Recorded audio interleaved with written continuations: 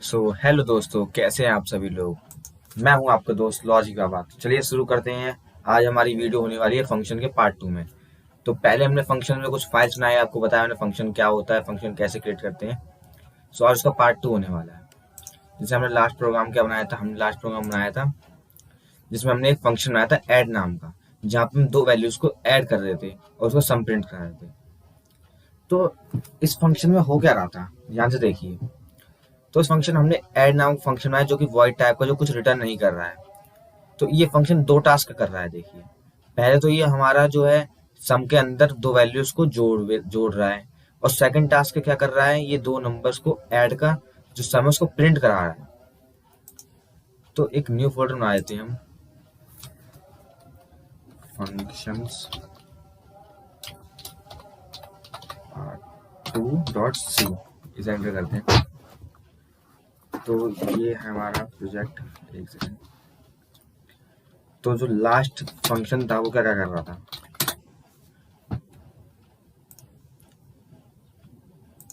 वो generally to task perform करा रहा था। पहला क्या था, पहला तो वो जो कैलकुलेट कर रहा था सम दो नंबर्स का, उसके बाद उसको कर रहा था प्रिंट। तो जनरली हम फंक्शन इसलिए बनाते हैं ताकि वो कुछ एक पर्टिकुलर टास्क परफॉर्म करा सके। इसलिए आज हम सीखेंगे रिटर्न स्टेटमेंट। हम जब चाहते हैं कि वो सिर्फ हमें कुछ सम निकाल के दे फंक्शन, और बाकी हम उसको जहाँ चाहे वहां यूज कर सके। तो अपने लास्ट प्रोग्राम को मॉडिफाई करते हैं। एक बार बॉइल कोड लगाया मैंने, एक फंक्शन डालते जल्दी से, वॉइड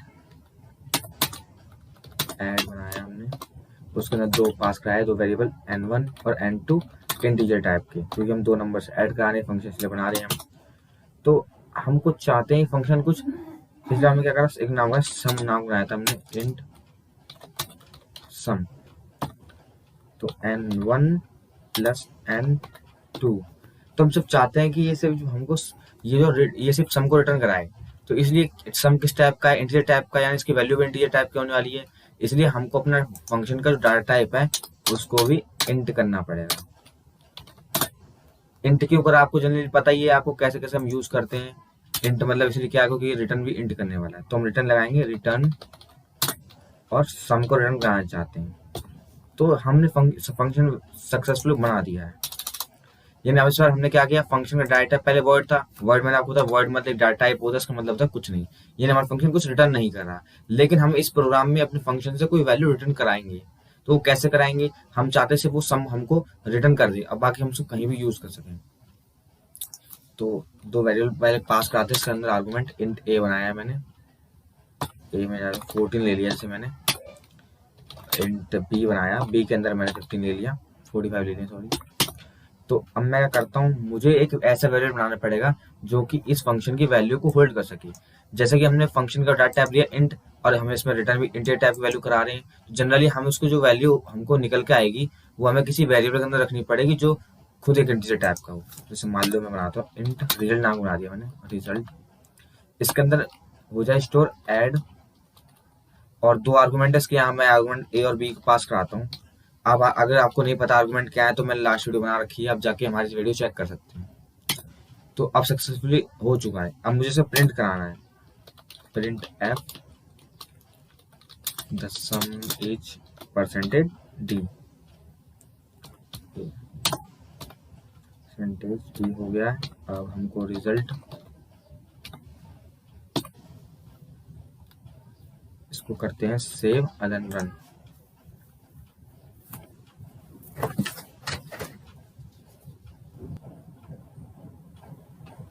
तो आ गया हमारा सम इज 59।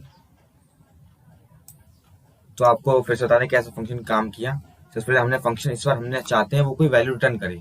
तो जिस टाइप की हमें वैल्यू रिटर्न करानी है उस टाइप का हमें फंक्शन का डाटा टाइप बताना पड़ेगा। तो उसमें हमने इंट्रोड्यूस किया यहाँ पे, उसके बाद रिटर्न स्टेटमेंट की मदद से हमने उसकी वैल्यू को रिटर्न करा दिया। जैसे ही रिटर्न स्टेटमेंट आएगा फंक्शन एनकाउंटर हो जाएगा, फंक्शन एंड हो जाएगा, फंक्शन फिनिश हो चुका है। उसके बाद हमने इस फंक्शन की जो वैल्यू है वो एक रिजल्ट नाम के वेरिएबल में स्टोर कर दी है, क्योंकि फंक्शन कुछ वैल्यू रिटर्न करता है। अब वो वैल्यू डायरेक्ट भी यूज कर सकते हैं, हम किसी वेरिएबल में स्टोर करा दें। तो हमने रिजल्ट नाम के वेरिएबल में स्टोर करा दी है। तो ये था कुछ बेसिक्स हमारे फंक्शन के रिटर्न टाइप के बारे में। अब मान लीजिए जैसे मैंने ये फंक्शन बनाया है, तो पहले इसको क्या बोलते हैं, जो हमने ये करा है ये इसे बोलते हैं फंक्शन डेफिनेशन। डेफिनेशन यानी फंक्शन की डेफिनेशन में बताता है फंक्शन करता क्या है एक्जेक्टली। अगर मान लो मैं सिर्फ फंक्शन का जो फंक्शन जो मैं चाहता हूँ कि कॉल करा, जैसे मैंने यहाँ पे फंक्शन को कॉल किया गया है, ये देखो ऐड करके ये मैंने कॉल कर दिया इस फंक्शन को। मैं चाहता हूँ फंक्शन डिफाइन मैं तब करूँ जब मैं कॉल करने के बाद करूँ, यानी यहाँ पर इसके बाद में करूँ। तो कैसे करूँगा, तो उसके लिए हम यूज करते हैं फंक्शन का प्रोटोटाइप। तो फंक्शन का प्रोटोटाइप क्या होता है जान लेते हैं थोड़ा इसके बारे में।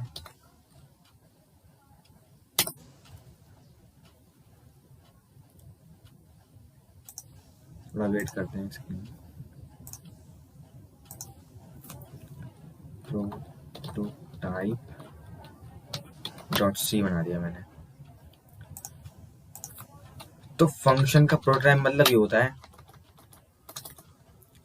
Prototype tells the compiler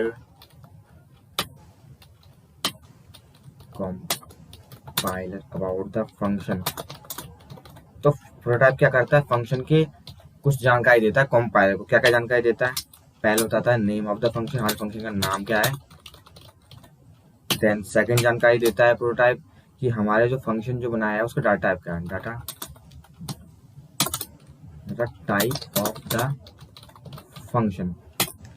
third चीज बताता है टाइप ऑफ द आर्गुमेंट।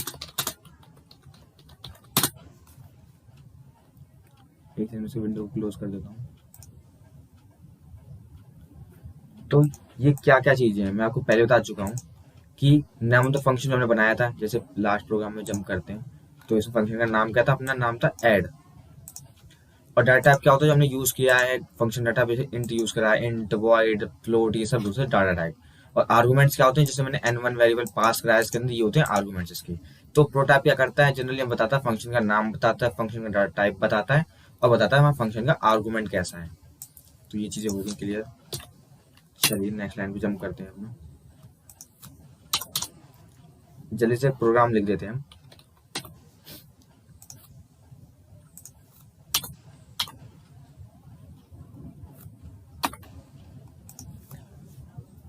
तो इस बार क्या करते हैं लास्ट प्रोग्राम ही बनाते हैं, जैसे इसमें सिर्फ मल्टीप्लाई का बनाते हैं, कुछ अलग करते हैं। इंट मल्टीप्लाई, तो इसमें दो आर्गुमेंट पास करा देते हैं। इंट मतलब हम तो इसमें हम क्या करना पड़ेगा, फंक्शन प्रोटोटाइप दे दिए इस बार। तो पहले हम फंक्शन का डाटा बता दिया, फंक्शन डाटा क्या है, इंट है, फंक्शन का नाम मल्टीप्लाई है, उसका आर्गुमेंट दो पास कराएंगे हम इंटीजर टाइप के। दो मैंने दो इंट बना दिए। आई मैंने ना वैल्यू पास करी ना कुछ भी नहीं, बस मैं फंक्शन का प्रोटोटाइप दे दिया मैंने, सेमीकोलन से एंड किया। ये सक्सेसफुली हम बना चुके हैं, कोई भी एरर नहीं है इसमें।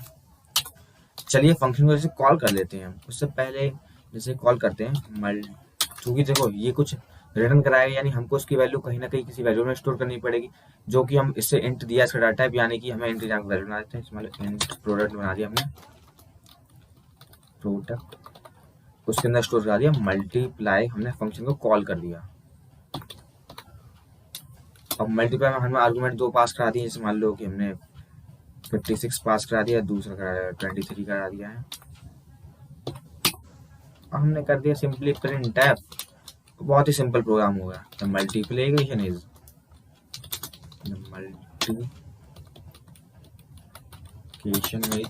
परसेंटेज डी, देन उसके बाद प्रोडक्ट नाम की वैल्यू में हमने स्टोर कराया था, ये हमने कर दिया सक्सेसफुली। अब आप ये गौर करिए, अब तक हमने जो है फंक्शन का डेफिनेशन बताया ही नहीं है, ये प्रोटोटाइप है। देखिए हमने इसे बताया प्रोटोटाइप क्या क्या बताता है, फंक्शन का नाम, यानी इसको पता चला कंपाइलर को हमने बना चुके हैं कि नाम फंक्शन बना चुके हैं। उसके अंदर दो आर्गुमेंट पास कर दो कि जो इंटीजर टाइप के हैं, और फंक्शन रिटर्न कर रहा है एंटी वैल्यू को। चलिए अब फंक्शन डिफाइन करते हैं। जहाँ हमारा रिटर्न 0 लिखा हुआ है, मेन फंक्शन जहाँ एंड हो रहा है अपना, उसके नेक्स्ट लाइन में आएंगे, यहाँ पे करेंगे फंक्शन को डिफाइन हम। हमारा इंट मल्टीप्लाई, और हमने इस बार दो वैल्यू पास करा दिया, इंट n1 करा दिया हमने, दूसरा करा दिया हमने n2, इंट n2। हम फंक्शन को दो करली वैसे लगाएंगे हम, उसके अंदर लिखेंगे हम जो भी करना है। मान लो हम डायरेक्ट रिटर्न कैसे, रिटर्न हमें रिटर्न हो गया इस फंक्शन के n1 मल्टीप्लाई n2 रिटर्न हो गया जाए, सेमीकोलन लगाया, अब चलिए एक बार सेव करके रन करके देखते हैं क्या होने वाला है। मैं स्क्रीन बढ़ा देता हूँ थोड़ा सा। चलिए देखते हैं, थोड़ा वेट कर लेते हैं।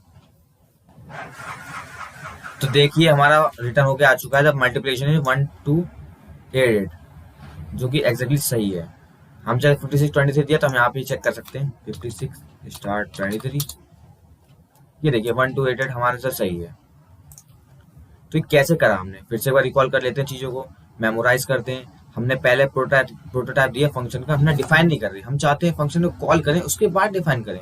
सिंपली हमारा टास्क ये है। तो मैंने क्या किया, यहाँ पे मैंने फंक्शन बना दिए हैं मल्टीप्लाई नाम का, जो कि इंटीजर टाइप फॉलो करता है। उसने दो मैंने आर्गुमेंट पास करा दिए हैं, ये दोनों, उसके बाद फंक्शन को रिटर्न करा दिया है। बस सिंपली करा हमने।